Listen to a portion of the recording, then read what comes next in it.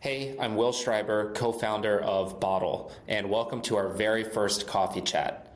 The goal of this is to buy you coffee, to say thank you for all of the work you do to feed your community and make the world a better place. If you missed this December coffee, we're going to do these every month. So go to bottle.com/coffee.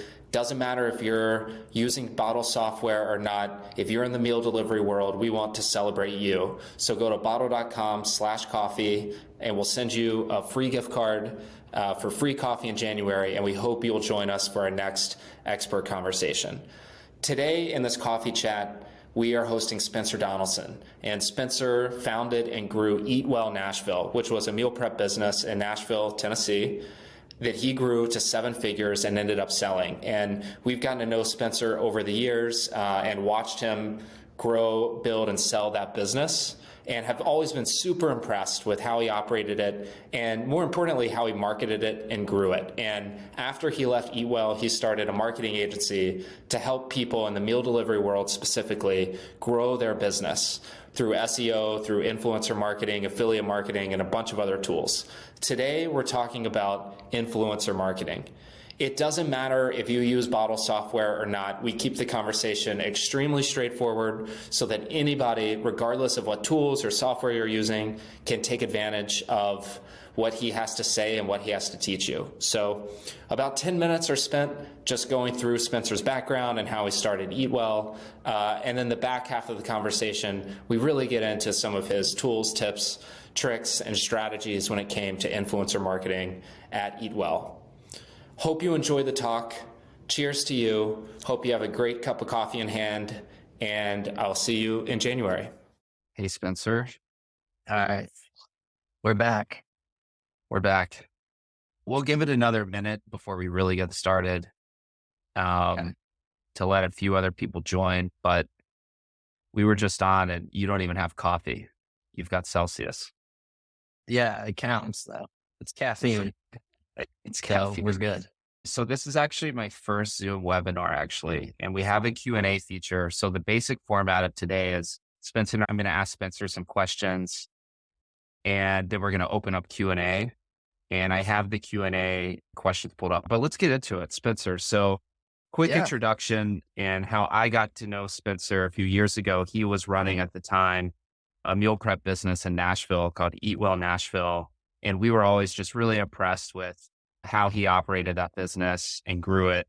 And we've stayed in touch over the years. And now Spencer runs a marketing agency after selling Eat Well. So just for everyone to have context, let's start at the Eat Well stuff. How'd you get into meal prep, and give a quick backstory of that business? Yeah, my business partner, Rob Bellenfant, and I started Eat Well Nashville in 2016. And it was just built out of essentially a need for healthy meals in the Nashville, Tennessee area. We just found that there weren't a lot of great options for healthy, convenient meals. And so we really just set out to build a business that would provide what we needed desperately as founders and business owners. At that time, I was in real estate, hopping from meeting to meeting, and really just needed healthy options. So that's where we decided to kick things off and launch the business that would just basically fulfill our need and offer us healthy options. And just, I want to spend most of the talk on what you learned from a marketing perspective and what you do now, but what were some of like the core challenges you faced in running Eat Well, and or just some of like the high level things you learned or were surprising about running that business?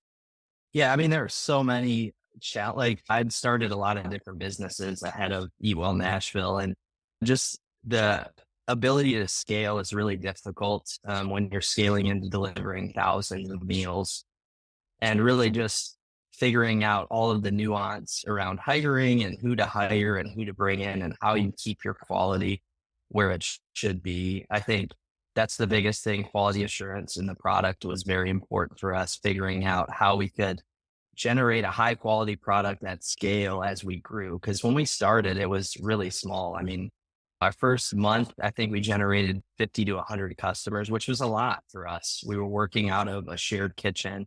It was about 1,000 square feet before we had an opportunity to move into the custom kitchen that we had built out.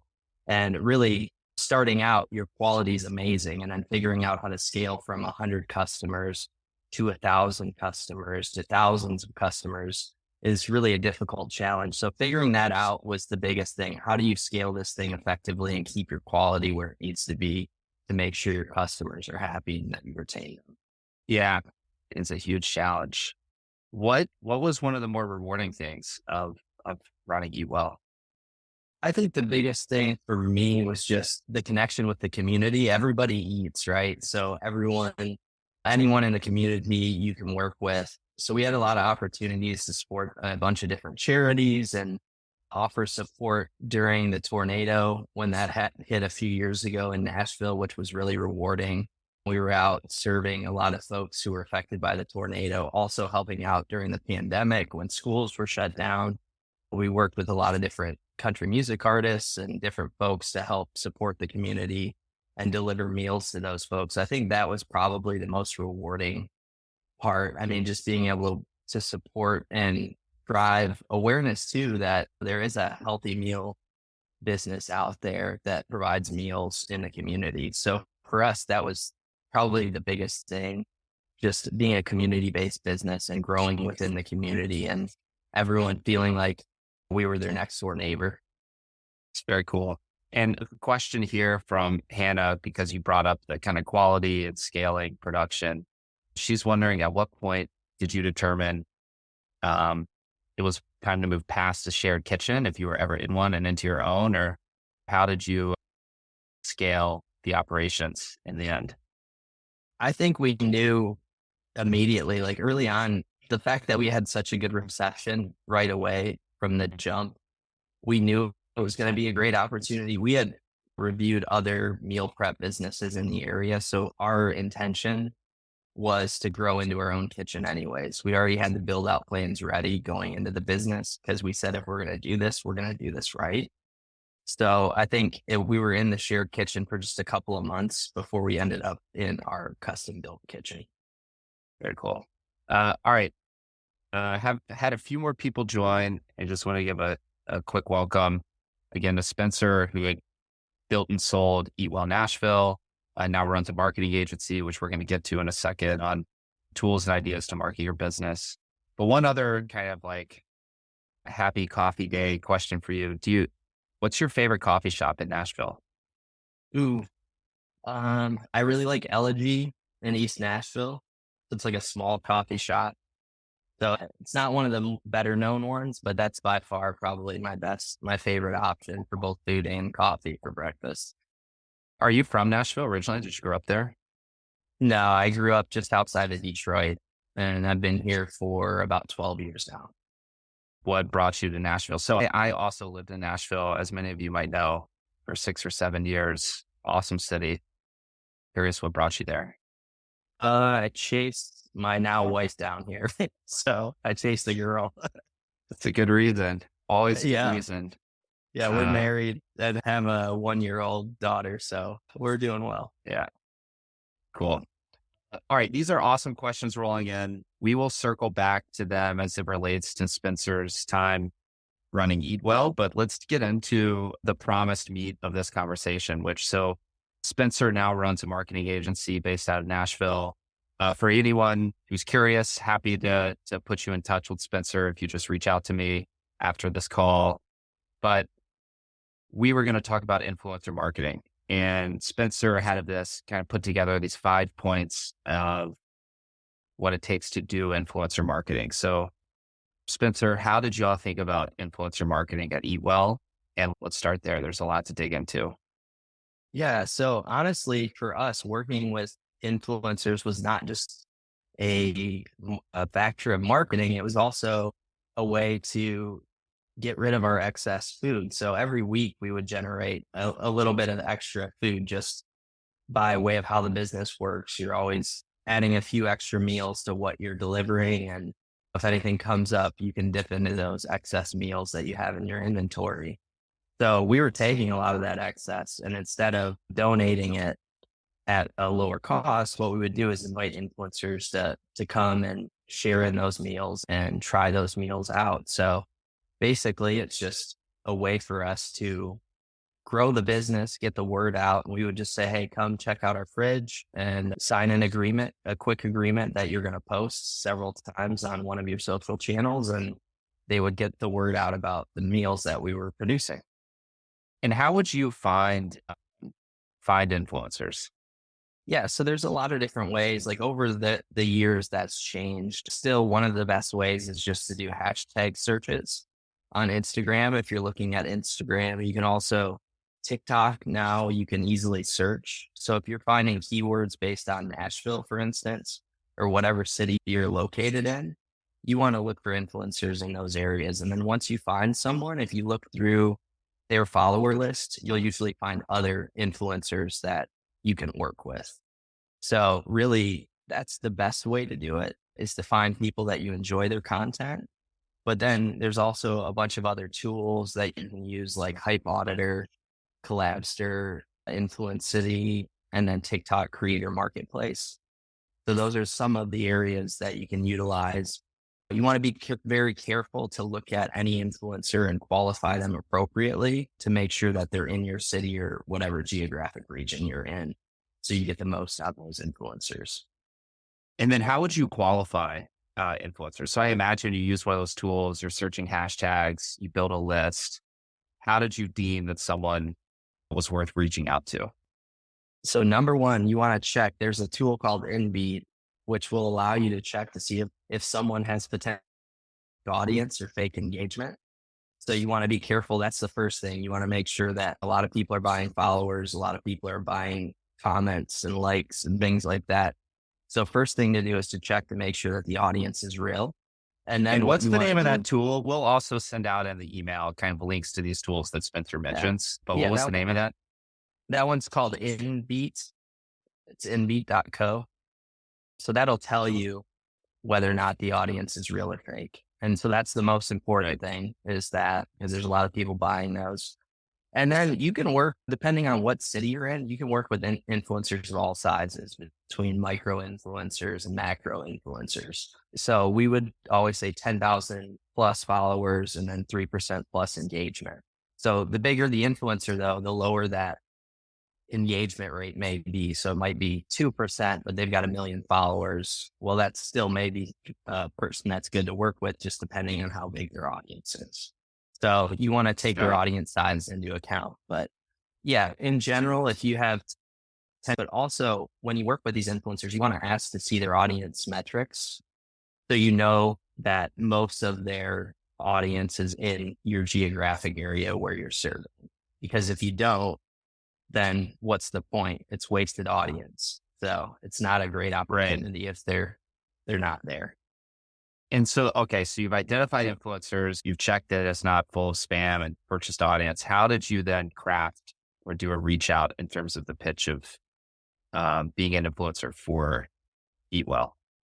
Yeah, I think the pitch is the most important part, right? Like, influencers and content creators need content ideas at all times.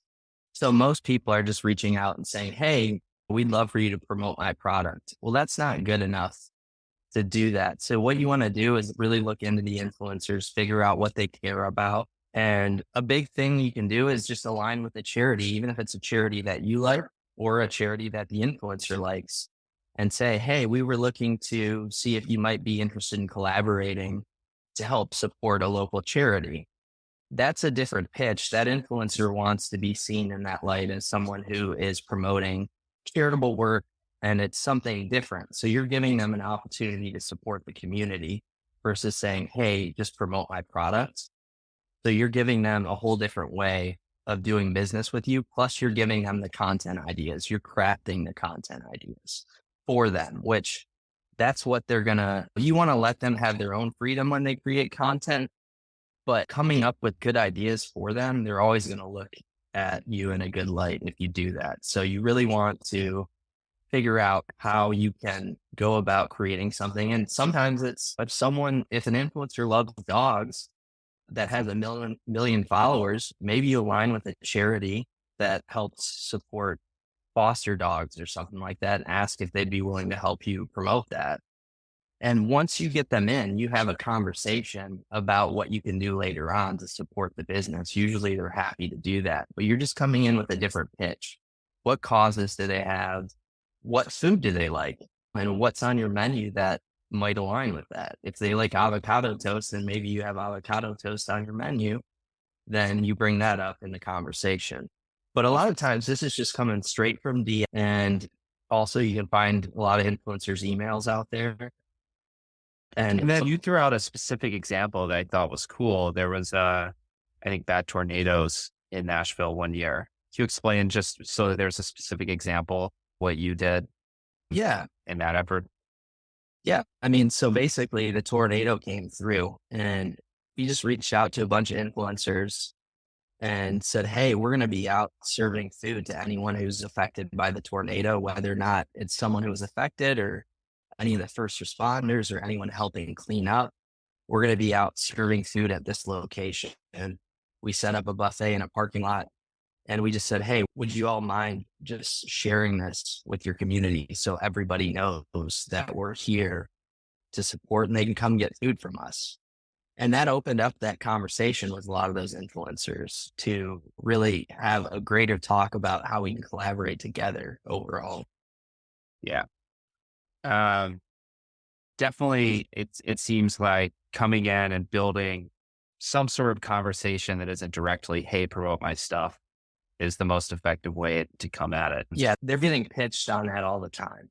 They're getting so many pitches. That's not even they'll find you if they like your product and work with you. But the best way is to find a different angle to get in there. Yeah. And when we were talking, you mentioned like one of the keys to success with influencer marketing is building that long-term relationship. And obviously this idea of a mutually beneficial relationship where you're both supporting the community or you're giving them a content idea or giving them something to post is a way to do that. But you also brought up a really cool idea that you call it, I believe, a creator board, where you've had an ongoing relationship with these influencers. Can you talk a little bit about that? Yeah, I mean, what you want to do in general, this is something that we work with a lot of clients on now, is just helping them create a feedback loop with the influencers that they work with so they're more tied into the brand. So a good way to do that is to create, we would just call it an advisory board or a creator board, where you've got a bunch of influencers on that board who have an impact on your business. So basically it's, hey, what do you guys think of the new meal that we just released? Do you have any ideas for meals that you would like? And then also you're connecting the creators that you work with so that they can collaborate too. So it's just creating an environment where it's a community of those influencers and creators that you're working with. And we've seen that work really well. It's like, what else are you going to do to build community within your business with those creators? And that just ties them much more into what you're doing than just giving them meals and then letting them go home and having a transactional relationship where you're saying, hey, you've got to post this many times. Here's the exact amount of sales I need to have. Because let's face it, influencer marketing is the top of funnel marketing strategy. Without a lot of frequency, you're not going to convert people into customers for you. So you need to figure out good ways to collaborate with the influencers. Another thing that you want to do is work with influencers' friends. So like usually these influencers will have a group of friends that they collaborate with, and you'll see that in their posts. You want to work with all of their friends because they're going to have the same audience and you need that frequency. So the greater the cluster of influencers or creators that you're working with that cross promote, the better off you are in generating business. So that's another thing to think about. And just getting all of those people on that board and tying them into the business will definitely give you a leg up in generating. And you're coming up with content ideas too, like while you're doing that. So it's like, how can we support them versus them just support us? And by doing that, you're getting much better deals. And you're also figuring out ways to work with them over a 3 or 6 month period versus just, oh, we're going to do one post this week and see how it works. You want to definitely do longer term deals. Right. I could keep asking you questions about this for a while, but there's a lot of good ones here in the Q&A. Yeah. I would love to get to. So let's start with the influencer specific ones. So Hannah's asked, what's some of the best messaging or catchy phrases that you would advise or give ideas for the influencers to post? So for them to post about your business, Yeah, I think if you were helping craft content ideas for the influencers, what are some of those ideas or like things that work in terms of like, I guess, actually driving traffic to your site on the yeah, influencer's behalf? yeah. I mean, I think so. You're letting number one, you want to let the influencer drive the car. They have to come up with the specifics around how they're messaging to their audience. They built that audience. They're the ones that are going to do a great job with the audience. You can give them ideas, but when it comes down to the specifics, you really want them to do that. But I think in general, it's staying away from just promoting the product. It's like, how else can you collaborate? Like we talked about with the charities, what else is going on in the community? Do they have a new product launch that you can promote too? Like, how else can you get involved with them? That's not just like, you don't want it to seem transactional. So you got to be careful about what you're pitching. It's like, hey, we want to build a relationship with you. So, and I would stay away from giving them specifics around the language. I would let them craft that so that it's more successful because every audience is a little bit different. And then on that though, what did you set as your success metric for an influencer post? Was it new customers? Did you attach some sort of lifetime value to that, oh, these people actually drove what ended up becoming recurring customers? How did you think about the efficacy of those posts? See, for us, you want to be careful about those metrics. There's things you can do. You can use something like viral sweeps, a sweepstakes platform that allows you to weight entries. So like if someone signs up via email, it might be worth 15 entries. If they just follow you, it's worth 5 entries. So there's technology like that that will allow you to collect different pieces of information along with purchases. If someone purchases, you can give them more entries into the sweepstakes. So you can do something like that.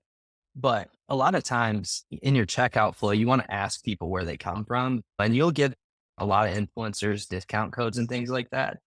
But when it comes down to it, a lot of people just don't use the discount codes. So if you say, how did you hear about us? You may get an answer if you make it required versus just having a discount code that is specific to the influencer. You can track visits to the website from their link too. So you'll see success there. But again, with influencers, it's the top of funnel strategy. So your goal with influencers should be to drive your email list signups, your social following, and over time that will convert. But those are the things that you want to focus on, which is why you want to keep this really low cost and kind of focus on providing them with free product versus paying them. And that's why you've got to appeal to their senses outside of just this is a monetary transactional relationship so that they're more willing to give you a better deal and work just for product. So that leads perfectly into another question we got, which is, can you share more on converting influencer content into sales? And if I'm translating a little bit, your strategy, it seemed like, was take influencer traffic and those posts and drive them to a first touch point with your brand and get them on an email list, get them somehow in your funnel, maybe even just to hit your website pixel to retarget them with ads. Can you talk a bit more about how you think about influencers as top of funnel and then eventually converting them into customers? Yeah, I think influencers are really just a way to get people in the funnel interested in your product. You will get purchases. It's really hard to track, which is one of the challenging things. So that's why you want to do this as low cost as possible if you can. But yeah, you just want to look at your email signups and make sure you have a solid email cadence along with that. And the other thing too, when you work with the influencers, you want to ask them for ownership over the content. So you're going to have them send you the raw video files, the raw photos that they've taken, and use that in your marketing communication as well. So if you're doing an email flow and they've done a post, take some of those photos or those videos and put it in the post. So it's more likely to resonate with the folks to drive that sale once they're in your email list. So that's how we think about it. It's more about email sign up and social following and that kind of thing versus bottom And up is that where it's going to convert. And is that typically in the agreement? Anything you post, we can use as well, shared IP? Yeah. Yeah. We own the content. We request that you send us the raw video files and photos. Got it. Another question here, back to that influencer board concept. What environment or tool did you use to manage that, or to manage your list of influencers? Something like a Facebook group chat or something else? So for us, what we've done, especially recently, is just set up Zoom calls where we have Zoom calls with everyone. But you can definitely use a Facebook group or something like that. Even having a group text, you can do that as well. And so that's an option for you to build it. But really anything that there's community that they're likely to sign in. But for us, it's more or less just setting up a monthly call with those influencers. And if they can make it, great. If they can't, no problem. But a lot of them do show up. So I think a monthly cadence is important just to keep them tied in the brain. Some sort of update every month. Yeah. Yeah. Another just tactical question here. Okay, you've got influencers, you agree to create content. How do you have them share that content with you? Email it, Google Drive? Did you have any sort of tool or tech to help manage that? What we typically do is just Google Drive, but honestly, it just depends on how many you're managing. Like for some clients in our marketing agency where we're managing like 300 influencers, it has to be a lot more organized. But if you're managing, say, 20 or 30 good relationships, you can manage it however you want. That's easiest for you, either email, Google Drive, or just have them text you. The easier it is for the influencer, the more likely it is that you're going to get that content and have an easier time working with them. So you just want to be conscious of that. If you can do it via text, that's even better. And then another idea, or just brainstorming, I think the question here from somebody, the charity idea is great. Would you ever just do something as simple as trade meals for posts? Or do people usually ask to be paid in cash? I mean, we were only with something like food, everybody needs to eat. And so if you're offering free meals, most people would trade for posts. So we would just ask for a certain type of post. So depending on how you want to set up the deal, you can ask for story posts. So if you're going to get story posts that only last for 24 hours, you ask for more of those. So you might say, give me 4 story posts for however many meals you want to offer them. Or you might say, or you could do 1 feed post instead. So it's just figuring out the value of each post to your business and how you want to go about asking them to do that. But it was all trade. Really, the charity conversations are just a way to get in the door and to have those conversations. And then you start that partnership where you start trading meals on a weekly or bi-weekly basis and get posts for those. More generally, beyond the influencer stuff, have you ever done giveaways on social media? And has that been successful? Yeah, I mean, giveaways will work, but people are skeptical of, like, the longer giveaways have been around, the more skeptical people are, because a lot of people will run giveaways and not actually give the prize away. So if you're going to, I always think about that. I'm always skeptical as a consumer of giveaways. Yeah. I'm like, is anyone ever going to get the Xbox? Yeah. Well, that's why it's important. Yeah. It's got to be a valuable prize. So you don't want it to, you can't just be like, oh, this is a $50 giveaway. Most people aren't going to take the time. And if they do, it's very little engagement. So it's got to be a good amount. So if you're going to give away $500 or $1,000 worth of meals, that's much more appealing. And then when you actually do the giveaway, actually market the fact that you gave away those meals and who you gave them away to. So that way people know you're serious about it and that you actually do give away. That way the next time you do it, people are like, okay, they actually fulfill on their promise. Right. Yeah. Yeah, it is funny. I'm like, man, that you could totally just not give it away. But that's a good point. If you go and make a big noise and even maybe feature the person who won, that'd be cool. Yeah, 100%. You should definitely do that for sure.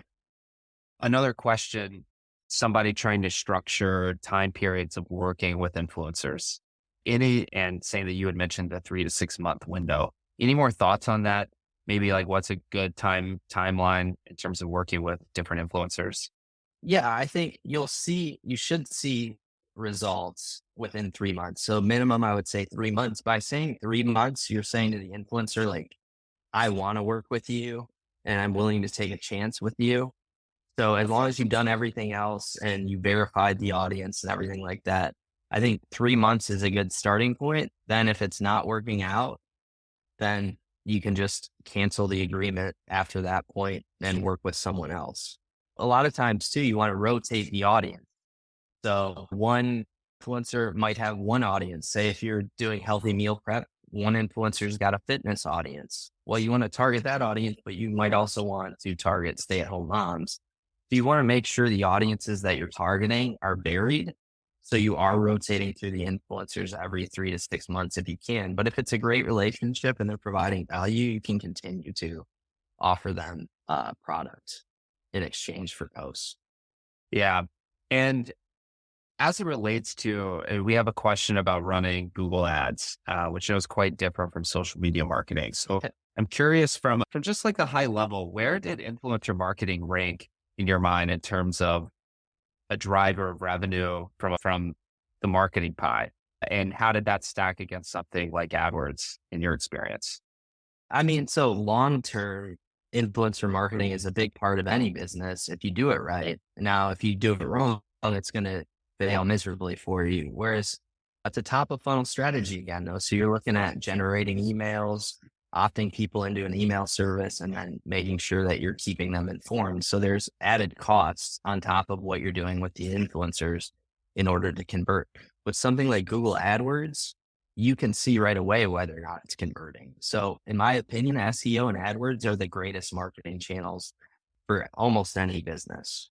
So for me, from a conversion standpoint, those are channels that you can easily look at metrics and make sure that you're converting. So I would focus heavily on those when it comes to your marketing budget. Now, if you've got excess meals and you think, hey, I've got excess meals, I either have to throw them away, give them away, or I can give them to influencers and then it's marketing expense. If you look at it that way, then it costs you almost nothing. And it's a great model to work with influencers. So doing that is important, but Google ads far and away, SEO far and away are the best drivers for performance. So one plug for Spencer here, his current marketing agency does great work with SEO and AdWords. And again, if you're interested in connecting with Spencer, let me know. We'll put you all in touch. We will, though, have a dedicated coffee chat and then hopefully much more content after that coming out about this question about AdWords and SEO and some of these other strategies. So it's a great question. And Spencer's totally right that the difference, as we all know, in social media and Google ads is one has intent, someone's searching for meals over on Google, and the other is top of funnel, which, correct me if I'm wrong, Spencer, but that's really why the goal of the influencer marketing is getting you in the funnel, because the intent isn't there necessarily to buy yet, but they're interested in your business. They're interested in your brand. So using the influencer marketing to get your customer on a list, get them into your funnel so that when they are ready to buy and do have intent, your brand comes to mind and they're ready to do it. Yep, you're exactly right. All right, some more kind of social media questions. Do you see that hashtags still generate leads? And any ideas on how to grow followers or engagement beyond just posting? You got to think about it this way. And I talk to a lot of clients about this. The social media platforms are not incentivized to promote your organic posts. So you got to get creative with this. Like Meta and Facebook want you to advertise. They don't want you to have an organic following to be able to sell off of organic posts. So the hashtag model doesn't work great anymore. Now, the influencer model, though, does help you build a following. So working with influencers, you'll grow a following just working with influencers. So that's an easy metric to look at when you're working with influencers. You can also have the influencers promote, hey, go follow Eat Well Nashville or whatever your business is. And they'll go drive an audience for you. But when it comes to organic social, there's just so many people competing for attention. And I think Meta is really good at figuring out like, hey, we can't promote this business or they're not going to pay for ads. So we don't see organic as a great model right now. TikTok, you can grow a better organic following. YouTube's better too, because it's a search model. Same with TikTok. Both of them have search ads, which we recommend. So now TikTok is running almost like an AdWords model when folks search, because it is more of a search engine now. Same with YouTube. Those videos last. It's not disposable content. So that confuses me though. I've heard this from so many people that I feel young. I guess every year I get less young, feeling more and more disconnected from Gen Z every day. And my friends who are in their mid to low 20s talk about searching TikTok. And it blows my mind. It's like, what are you searching for? And what's the result? Like, what's the consumer behavior there? Like, if I were searching for meals, why am I searching TikTok? And like, what would I be searching? Do you know? Well, I mean, for me, it's like I search TikTok now. I mean, I just want quick information in video format, like almost a step-by-step tutorial. It's easy to consume. It's 15 to 30 seconds. So like anything like that would be helpful. I mean, I've done it for lawn care advice, things like that, because I don't have time to watch a full YouTube video. I just want something that's a bullet point, quick thing. Yeah. So I think there's a lot of things about meal recipes. I search new restaurants in cities. If I go travel to a city, I'll search for what restaurants are in those cities, and you'll pull up a ton of content on TikTok. Yeah. Yeah. And this is a quick aside, but I feel like YouTube shot itself in the foot here with, they used to only monetize videos that are at least 10 minutes. And so they force their creators to stretch the video out. And what you just said is interesting. I don't have time to go watch a 10-minute video. It's an interesting kind of like incentive design flaw that they ended up with. I think, yeah, people just don't want to read as much. Like and even with websites that we build for SEO purposes, we tell everyone a lot of that content is just built for the search engine, not really the end user. So people just have less time. They're less engaged. They have more ads coming at them. I think I read a study that said people see between 4,000 and 10,000 advertisements a day, which is crazy to think about. So yeah, you just got to think about people's time. It's so distracted. Wow. All right. Where do social media ads fall in the scheme of SEO, AdWords, and influencer marketing? Like, would you recommend doing them? What budget split would you recommend? Yeah, I mean, I would say budget, you want to push a majority of your budget towards Google. Anyone who has that intent, if they're searching like Austin meal deliveries or meal delivery companies that they're buying. So that's going to be best. Again, social ads, you're generating interest. So it's not as far down the funnel. But I think if you have good UGC ads and content, then you're going to drive business doing it. So I think Google AdWords, SEO first, a solid web presence, that kind of thing. And then after that, you want to do Facebook and Instagram ads. You just got to make sure that the content, you don't want Canva style content. You want video, UGC video. Everyone's talking about that user generated content. So whether or not, and that's one of the great things about doing influencer marketing, you're asking them for ownership over that content. So you could run ads utilizing those videos. And so that's what we... Hey, just to get specific, when Canva content, you mean like, don't post a list of your menu in text. Like instead post someone in camera style, hey, here's our food this week. Or talking to the camera. That performs way better. Yeah, I'm talking static posts where it's just text over a stock image or something. You see a lot of companies do that. That doesn't work, and it's a waste of money. Is Canva the best platform you think for creating that kind of content and editing videos, or is there another tool you recommend? No, if you're going to do like CapCut is great. That's integrated with TikTok for editing. Canva is good for like email and stuff like that, creating those type of graphics. But there's a lot of better editing softwares you can use for UGC. But again, if you work with influencers, a lot of times they're going to edit that content for you, so you can go directly into your ads. Yeah. Do you ever boost those posts on Instagram and find that it's worth it? Yeah, if you have good UGC, for sure. Yeah, it's along the same lines. Yeah. And then what kind of high level, like revenue, percentage of revenue do you think about allotting to an annual marketing budget? I mean, this is all over the map, right? And it depends on what you're considering. I mean, between at least 5%, that's what we would look at, 2 to 5%, somewhere in that range. You can get resourceful with it and you can do things yourself and hire someone in-house, or you can go to an agency where it's going to be more expensive because they have to cover their costs. It just depends on how you want to do it. But yeah, I mean, most companies need to spend around 5% in marketing. And then back to the kind of gauging success question. As you said, codes often don't get used, hard to measure ROI and sales. Would you gauge an individual influencer as they were successful or not? You mentioned like you can start to see results after 3 months for someone that's working. What results are you referring to? What do you look at and say, yeah, that they're working. They're a good brand promoter. It's whatever metric you're trying to drive. So if it's email signups, then it's email signups. If it's followers, and you'll notice a bump in, like if you see a bunch of followers after someone posts, that it's probably from those posts. So that's a good indicator. So you're going to consider all factors. You're going to see if you have a lift on your website. If you got a lift on your website, you got new followers, you've got email signups, then you're great. You do want to see web traffic. And that's why you can have a website, you could have an exit intent pop up.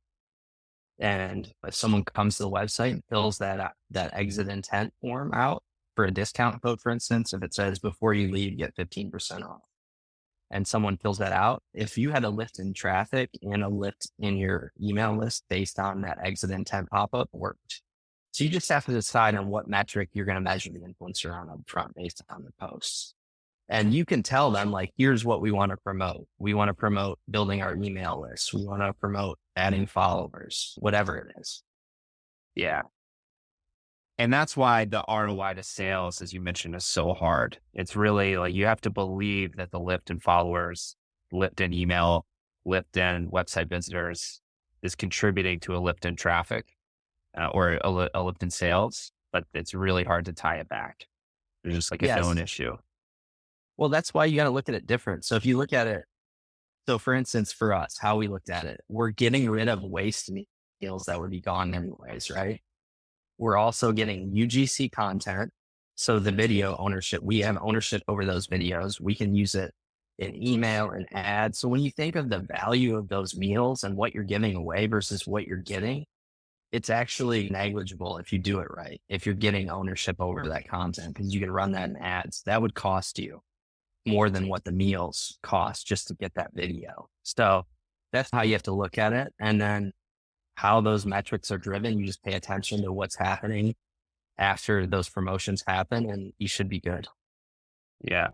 My main takeaways so far, I think, are first, you got to build long-term relationship and like be friendly with an influencer instead of just direct transactional in building those. Yeah. 2, you need to drive funnel versus drive direct sales. So because it's not intent-based marketing, the goal from an influencer post is to get you on an email list, to get you to the site, to get you in a pixel tag, to get you as a follower. That's the real direct outcome of influencer marketing. And then third, user-generated content performs so much better than anything static. That asset alone, and then using that in the email list that people sign up for and in your story for the account that people have now followed is the real juice, and then converting that lead to a customer over time. Do you feel like that's at least been my 3 main takeaways so far? No, that's 100% accurate. And that's why we're just getting creative in how we can work with these influencers in a low cost way, which is why appealing with the charity aspect or coming up with content ideas for them is so important, because you're going to be able to get a better deal with them than if you're just asking them to promote a product. Yeah. Lots of awesome questions here. So if you could stick around for about 10 more minutes, there's a few more. Yeah, I can take 10 more. Yeah. Okay. All right. For the small business, how do you suggest handling an influencer program? Should business owner handle it? Do you recommend an agency? Is it worth hiring someone part-time? For us, we always like now as an agency, we do this for a lot of different clients, but as a business owner, a great way to do it is just to have someone at the entry level position in marketing help you out with that. So someone who's maybe just out of college, who can have that communication, who understands social media, it's really going to be easy for them to do it. Now, as the business owner, you want to be engaged with them too. So if you're doing a creator board, be on those calls because they want to know who the owner is. They want to feel like they have an interaction with the owner, but the initial setup can happen from someone outside of the ownership role. And question here that influencer marketing seems to have lost efficacy in the last 6 to 12 months compared to what I think were definite boom times for meal delivery of For 21, sure. 22, when everyone ordered online. Like these e-commerce graphs are insane we've all snapped back to the trend. And so going into next year, how do you see influencer marketing changing, evolving in 2024? Well, I mean, I think when you say it's losing efficacy, I think there's a lot of noise in the market. So it's a competitive market. You need to make sure you're on top of all channels. So more of the good creators are on TikTok. So that's something to keep in mind. So making sure that you're switching channels. Also, it's a lot easier for people to think they're following. And so keeping that in mind, there's just a lot of folks when we had the boom with influencers that went out and bought engagement. They went out and bought followers. So finding the right ones takes a little bit more effort. I think that's important. But I think creator marketing overall, if you're looking at all channels, we're seeing that do really well overall. So just keep that in mind. You're not just staying on Instagram. You're not just doing Instagram story posts anymore. You're getting creative in how you do this. So, and if you do that, you're going to see a significant boost in business. Does that mean when you say that, does that mean you're also going over to TikTok now? Or does it mean you can't just post to the grid? Like it really, like you should be experimenting with reels. You should be cross posting. I know it's a new feature. What Yeah, what you other should really strategies come to only, mind? if you're on Instagram, you should really only be doing reels because Instagram knows they're competing with TikTok. So you just have to think in their terms of how they're doing things. They're going to promote reels because they want it to compete with TikTok. And so they're going to push reels more than they're going to push anything else. So it's just not as easy, but yeah, reels are important. TikTok, YouTube Shorts is another decent platform to utilize. So it's just getting creative and trying different channels and finding some TikTokers and just testing. So think of this as a testing process. And if you do that, you're going to do well overall in general. Some things aren't going to work. Not everything works. So it's important to remember that. How do you feel about Yelp ads? Yelp ads, honestly, that's something we never really engaged with. Mainly, and I don't know if you had this happen, but as a small business owner, like the sales reps at Yelp are just ridiculous. They'll call you up constantly. So it's a big turnoff. They're like hard selling salespeople Yeah. for these local listing ads. So it's a huge Yeah. turnoff. So we never went forward with it. So I don't have a ton of information. Yes. I have a few friends who have worked on that sales floor. That's the whole company. It's intense. They just cold call people all day. And I love the meme about Yelp. It's like the mafia. Like they're going to win that SEO box and then call you and say, wouldn't it be a shame if we stop linking to you unless you start paying us money? It doesn't feel good. Yeah, I No, agree. not at all. Out here, Yelp is the worst. Don't do it. Thoughts on utilizing Pinterest for meal delivery? We never saw success with that. For something like meal delivery, you could probably get creative, but most people who are on Pinterest are looking for recipes. So I don't see that being a good channel, from my perspective. If anyone knows different, though, let me know because I'm curious to know if anyone is utilizing that successfully. I'll have to let you know if we see anyone. Okay, here's a more general question. Yeah. Customer here works out of a cloud kitchen and is online only. No, I presume, no physical locations. How would you recommend them get or work on getting a diversity of local customers without having a storefront? Or I mean, a great way that we did it is we did when we kicked things off, we did a lot of lunch and learns at businesses. Now things have changed. Like, so I don't know, not as many people are in the office, but I think a lot of companies are going back to the office. So if you can figure out how to get in front of a group of people and do a lunch and learn, and even if you did it buffet style, if you're a meal prep company and you did a buffet style luncheon and you talk about what you do, you'll generate a lot of customers from that. That's a good way just to get face to face with the local community. But it's figuring out how to get in front of those groups. It could be a church lunch and learn, or it could be a real estate agent lunch and learn. There's a lot of ways. Yeah, Sherm here to give you a shout out. Just, I don't know if everyone can see the Q&A questions, just a local chamber or gym presentation. That sparks me. We see a lot of businesses really utilize gems very successfully. So I don't know if it pertains to your business specifically based on your target customer, the kinds of meals you're making. But if you're targeting a specific kind of diet, or if you're targeting a specific health goal, aligning with the people who are helping similar clients achieve those goals is a really good idea. So we see people partner with personal trainers and have that be really successful. We see people partner with nutritionists and that be really successful. People who are also helping their customers eat better and live a better life. And finding those people in your community we see is really effective. Last question here from the Q&A. Oh, we do over 1,000 meals to hospitals each week. That's really cool. Yeah, that's great. That's perfect. So last question here. Did you ever promote on LinkedIn? Would love to, the contact us would love to offer box, breakfast, and lunch options to businesses.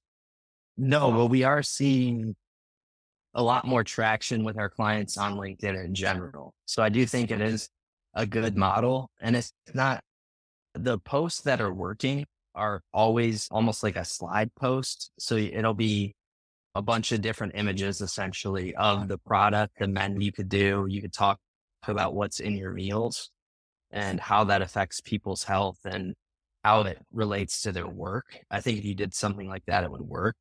And I think that's a great idea because no one's really using LinkedIn to market meals. So I would definitely go that route. I think that's a cool idea. Yeah.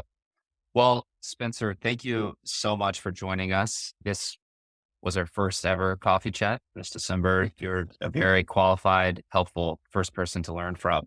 To everyone listening in, thank you so much. We love you guys, love what you're doing, love supporting your local community. So we just really hope that you take the coffee, enjoy it, and you do not need to be a customer of ours to use the gift card or to sign up every month. We'll be doing another one next month and another one the month after that. Feel free to keep signing up, but you do not have to be a customer to do that. And to our customers, if you'd like to chat more about this, just email me, text me. We'd love to hop on a call. We can do a debrief, chat more about what was discussed today. And if anyone wants Spencer's information, as mentioned, just let me know and I will put you in touch. Hope everybody has an awesome December, a great holiday season, and good morning. Have an awesome day. Thanks, guys. Great talking with you all, and we'll talk soon. Sounds good. Thanks again, Spencer. All right. Yeah, take care. Will. See ya.